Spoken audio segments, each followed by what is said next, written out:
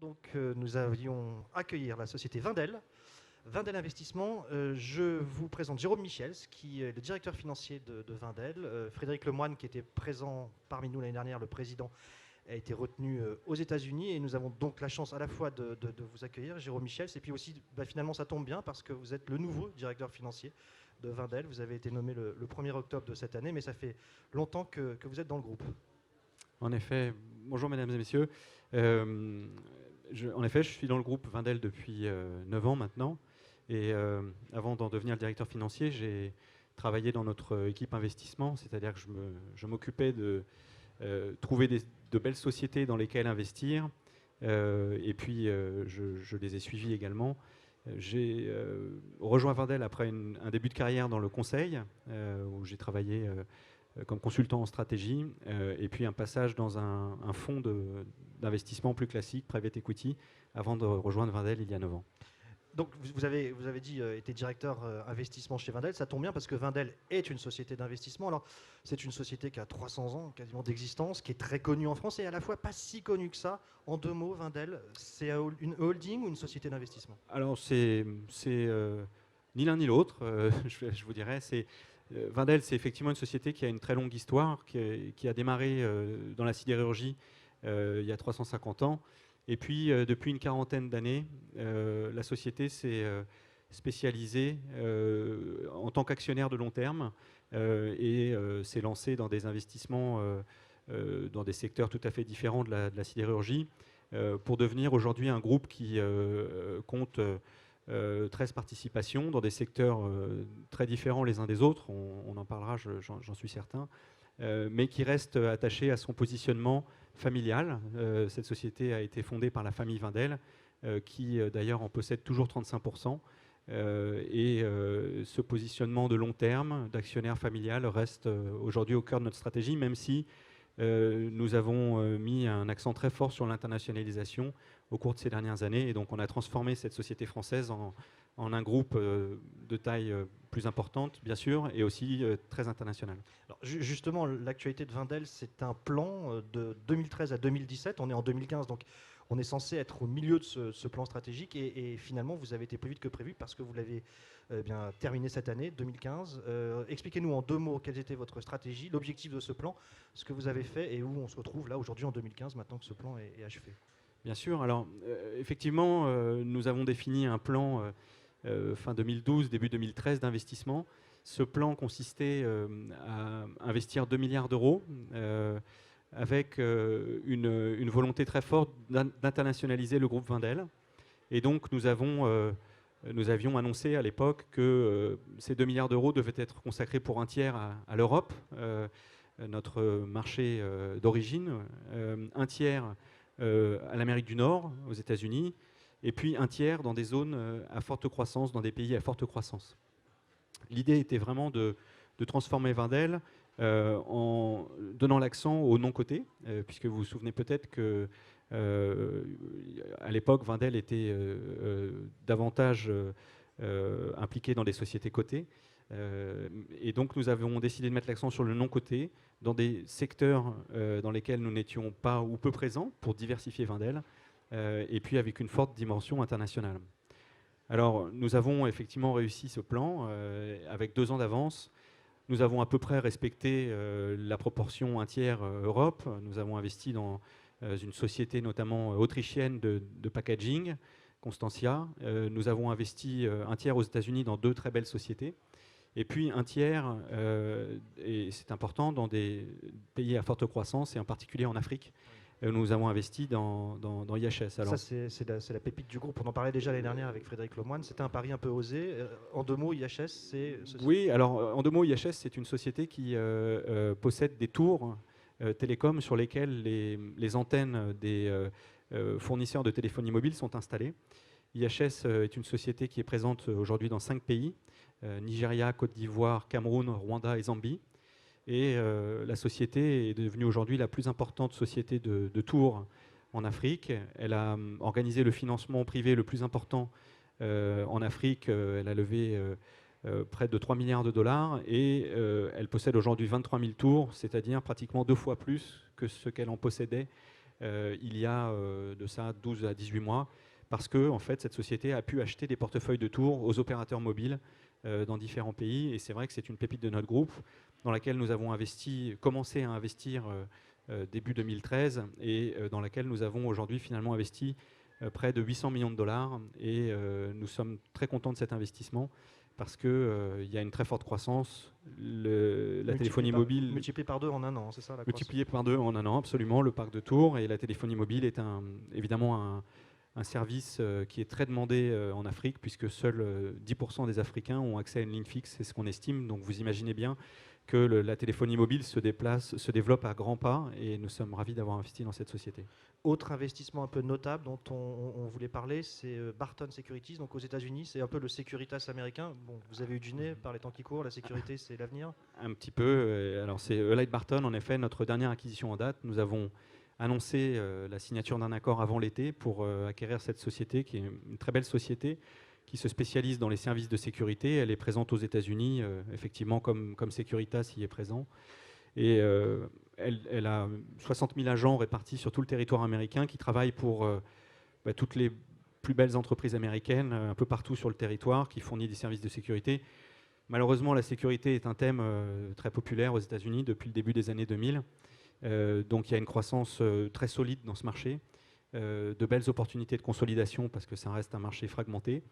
Donc nous sommes très fiers de cet investissement qui va être finalisé dans les mois qui viennent.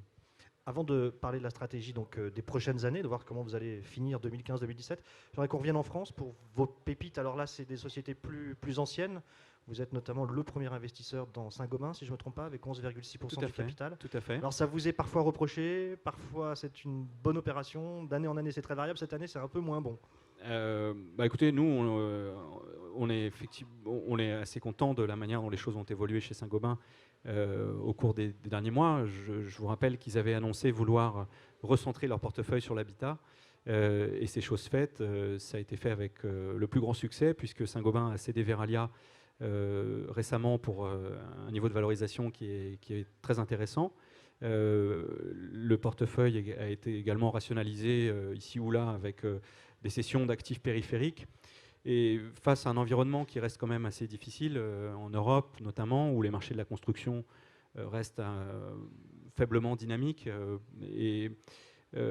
Saint-Gobain a fait un grand travail sur sa base de coûts, sur sa discipline en matière de prix. Et donc nous sommes confiants et nous sommes contents d'être actionnaires de Saint-Gobain parce que nous pensons qu'il y a un potentiel de rebond qui est considérable lorsque les marchés se remettront à croître à nouveau en Europe. Et puis je vous rappelle qu'il y a quand même chez Saint-Gobain une caractéristique intéressante, et d'ailleurs pour laquelle nous avons beaucoup poussé, qui est l'exposition aux pays émergents, où le groupe dispose de positions tout à fait exceptionnelles dans un certain nombre de pays, et donc enregistre des taux de croissance tout à fait sympathiques. J'en profite un peu parce que c'est toujours passionnant pour nous d'avoir un spécialiste de l'investissement comme vous chez Wendel. Vous avez aussi d'autres pépites françaises, d'autres petites sociétés dans lesquelles vous êtes présent, pour lesquelles vous fondez des grands espoirs? Bien sûr, nous avons dans notre groupe tout à fait des sociétés, alors de taille plus modeste cette fois-ci, qui sont des sociétés françaises. Nous avons aussi dans nos grandes sociétés des sociétés qui sont exposées à la France, bien sûr, et dont l'activité en France reste importante, en dépit du fait que ces sociétés s'internationalisent. Mais en France, nous avons en effet quelques belles sociétés, notamment Parcours, qui est une petite société qui se spécialise dans la location longue durée, donc les flottes d'entreprises, vous savez. Parcours, tout à fait. Qui se spécialise dans les flottes d'entreprises et qui est une très très belle société que nous avons accompagnée dans son développement à l'international. C'est un thème, vous voyez, dont on parle souvent. Cette société est sortie de ses frontières pour aller se développer notamment en Espagne, en Italie, et prendre des parts de marché dans ces pays. Donc voilà un exemple parmi d'autres. Autre société, Bureau Veritas. Bureau Veritas. Après, on aura fait le tour de votre portefeuille emblématique. Tout à fait. Bureau Veritas, donc nous restons l'actionnaire majoritaire de Bureau Veritas. Et c'est une société dans laquelle Wendel a investi pour la première fois en 1994. Donc vous voyez, ça vous donne un petit peu une idée de ce que nous entendons par actionnaire de long terme. Et nous sommes évidemment très attachés à cette société qui est un pilier de notre groupe. Bureau Veritas a mené un exercice stratégique cette année qui a donné lieu à la communication d'un plan stratégique et qui démontre un potentiel très important pour Bureau Veritas. Un certain nombre d'initiatives ont été identifiées et Bureau Veritas va se concentrer sur ces initiatives qui vont lui permettre de dynamiser sa croissance organique avec un niveau de rentabilité qui est tout à fait exceptionnel.